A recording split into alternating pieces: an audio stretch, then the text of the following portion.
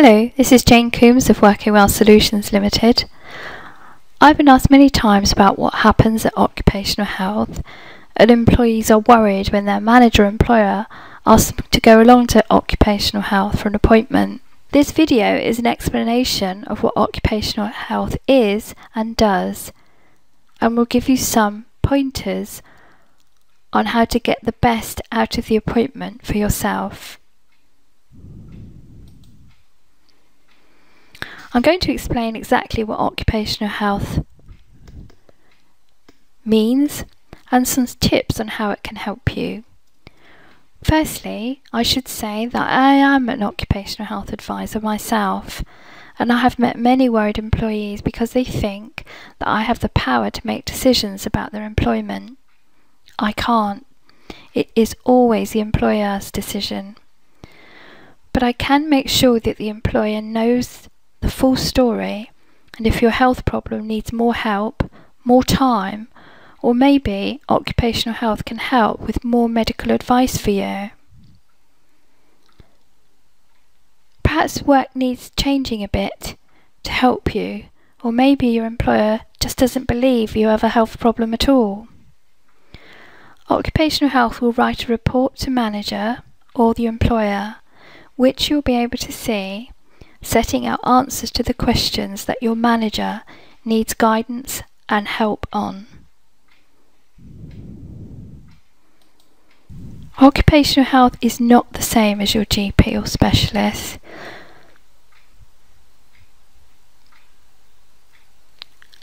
Occupational health is based at the workplace and is a private health service that your employer or manager has purchased just for you and your company. Apart from seeing people on a one-to-one basis to discuss specific issues, occupational health has a general role in a company where they can do health checks on you if you're doing a job which could affect your health. For example, hearing tests, breathing tests, blood tests, etc. They can undertake assessments for health and safety reasons. For example, if you're a safety critical worker or a forklift truck medical or confined space worker, or if you're working at heights. In this case, occupational health will make sure that you're safe for yourself, for your colleagues, and for the general public in terms of your health condition. Which gloves to wear and workplace assessments, for example, if you're sitting at a computer, how to best sit without danger of getting aches and pains or troubles with your arms or blood supply. And finally, the occupational health can help employers and managers with the disabled or those having special health needs, or perhaps need extra help such as physiotherapy or counselling, which is not available on the NHS. Occupational health can suggest that the employer pay for this. I think part of the reason that people do get confused between occupational health is that they also have their own GP who gives them health advice and cannot see the benefit to going along to occupational health. And it's almost like the employer or the manager doesn't believe the GP. But occupational health and the GP are quite different. The GP looks after you from the moment you're born and throughout your life. Occupational health only deals with you in a specific job. Occupational health does not give out tablets or medicines and does not refer you on for specialist appointments. Your GP and specialist will always remain in charge of your health, but occupational health will be able to advise you, your employer, and even your GP on how life at work can be improved for your particular health problem.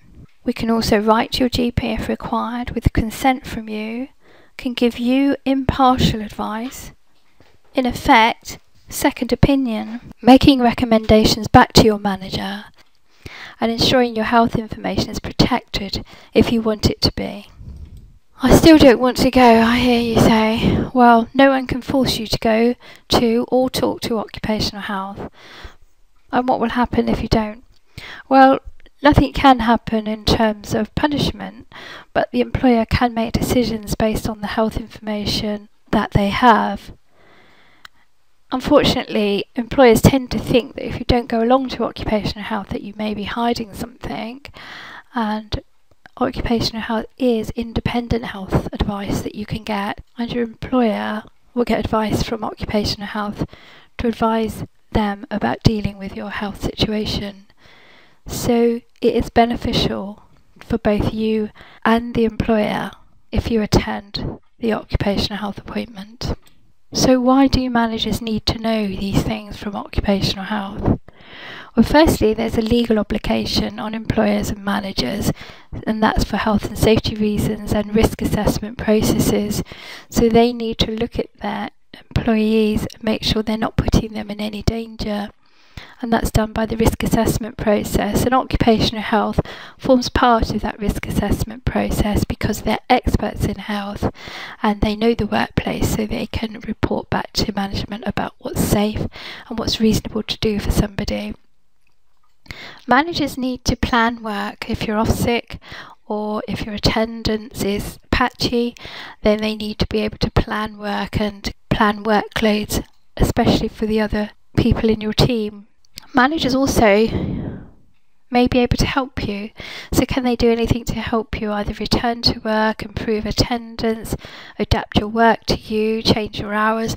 So managers need to know that, and the fact that they've requested you to see occupational health, they will get those recommendations if that's seen as being of some benefit. Whether your illness is caused or has been made worse by the work that you're doing, and if you're safe to work in some jobs. I've already talked about safety critical work. Employment law. Now there's lots of employment law, but the particular law that covers health is the Equality Act 2010, and that makes it unlawful to discriminate on health grounds. So there are some steps that occupational health need to take to be able to go back to the manager and say whether you would be covered by the terms of the Equality Act and if they need to make special adaptations for you. They also need to know if you have a health issue that's affecting how you work. This is especially true of mental health problems which come and go, or musculoskeletal problems, bad backs, and that can affect your output temporarily, and managers need to know if this is likely to be the case and timeframes for when you'll be able to undertake your full role. And that's linked back to point 2 with planning work. Also, managers, as part of the risk assessment process, will find that they have to adapt processes so that workers aren't affected by dust, fume, noise, as already mentioned. And by doing health assessments like the hearing and breathing tests, occupational health are assessing how they're controlling those risks. So if there is a problem that starts to show up, they can report that back to the manager, who can then review the risk assessment and make stronger protective strategies for you and your colleagues. The process for going along to occupational health varies from company to company. However, this is the general steps that most companies follow. The manager-employer will discuss the reasons why you need to talk to occupational health and tell you the questions that occupational health will be answering so that they can deal with you more fairly and protect your health. Your manager should ask you if you understand the reasons you're being referred, but if they don't, you may want to take that up yourself, not in an aggressive way, but just to say that you're concerned about it. You'll also be asked to go along to the referral, to the appointment, and this is your opportunity to say yes or no to that.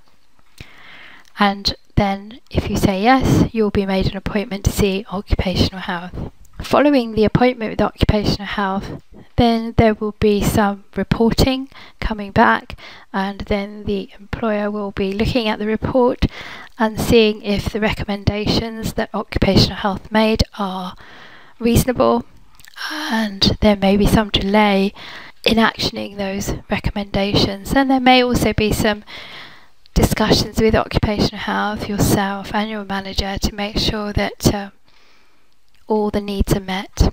So your actions: you're going to go along to occupational health, and this is what happens at the appointment. So I've divided this part of the video up into two parts. So the first thing is about what occupational health will do about your health and about you. It's about finding out about you. And in order to do that, they need to put you at ease and tell you what's going to happen. And there will be a general introduction to the health professional who's dealing with you. And that will be your opportunity to answer any of your questions that you have. They'll explain why you're at the appointment and the role of occupational health. Already discussed that, but basically it's giving an opinion, an impartial opinion to the manager or employer about how to deal with the health issues that you have. Also explain your rights under the Data Protection Act and how personal information is protected. And they'll be discussing your personal health history and work issues that's affecting what you're doing at work. They'll come on to the questions that your manager has asked, and hopefully if your manager has discussed those with you, you will have thought about those beforehand and come up with some suggestions about how your work could be made more comfortable for you, or how your employer can help you to improve attendance or come back to work earlier. And this may be in reduced hours, different shifts, or adaptations to your particular role in your job. And then occupational health, if required, will do the health tests. So that will be the hearing, breathing tests, or ask you to complete questionnaires or undertake an examination as required, depending on the issue that arises. So the second part of the appointment was about how that information that occupational health and you have obtained, and sending that back to the manager or employer. So there will be a process where you will give your consent to release any health information if required. And again, you don't have to give consent if you don't feel that it's fair or you don't want that information shared. You can discuss what will go in the report back to the manager. Sometimes managers appreciate knowing the health situation, but that is your call really, and the relationship you may have with your manager or employer. In some cases, occupational health will ask your permission to write to your GP or specialist for a report on your health in relation to work. In some situations, we will be asking for a report from your GP and specialist, although this does put a delay in the conclusion of the appointment, because the report can take up to 4 weeks to be returned to occupational health. Again, this has to be done with your consent, and again, you can refuse if you feel it will be detrimental to you or you don't feel comfortable with it. Then occupational health will explain what is likely to happen next and the timescales for actions. Now, because occupational health do not make employment decisions, they really don't have any control on when you'll next hear anything from your employer or manager. But generally, the report takes about 5 days to get back to the manager. If it's straightforward, it's generally issued. If the recommendations are straightforward, then the manager tends to action them very quickly.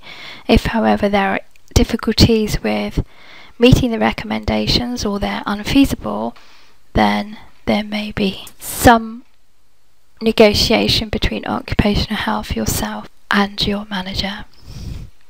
And finally, concluding the appointment, you'll be asked if you have any questions, and that again will be your opportunity to talk about anything that's worried you throughout the examination or the report. I hope that's put your mind at rest about occupational health and what we do.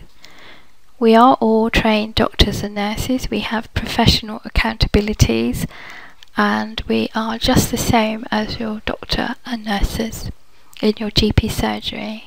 If you require further information, contact the Occupational Health Service directly and discuss your concerns prior to going along to the appointment. I'm sure they will put your mind at rest.